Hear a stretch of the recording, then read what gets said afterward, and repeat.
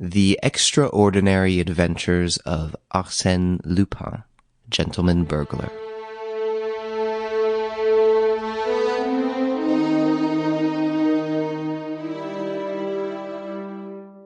By Maurice Leblanc.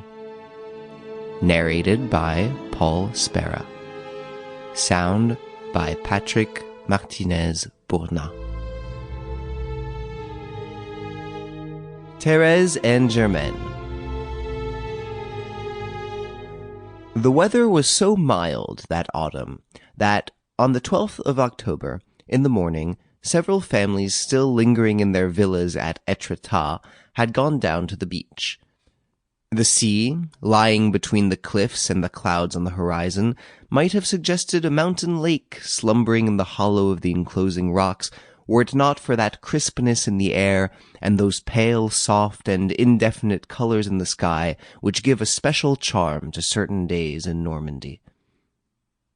"It's delicious," murmured Hortense. But the next moment she added, "All the same, we did not come here to enjoy the spectacle of nature, or to wonder whether that huge stone needle on our left was really at one time the home of Arsène Lupin."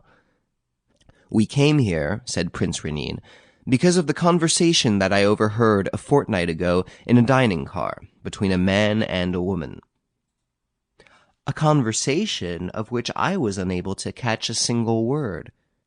If those two people could have guessed for an instant that it was possible to hear a single word of what they were saying, they would not have spoken, for their conversation was one of extraordinary gravity and importance.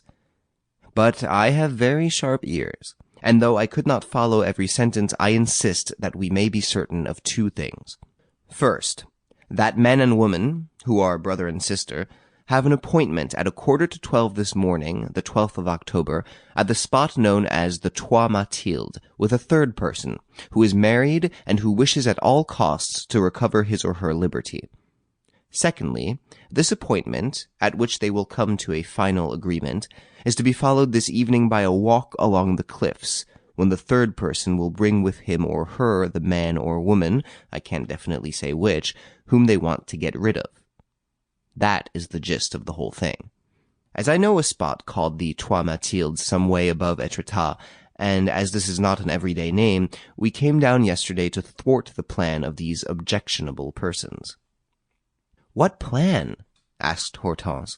"For after all, it's only your assumption that there's to be a victim, and that the victim is to be flung off the top of the cliffs. You yourself told me you heard no allusion to a possible murder." "That is so."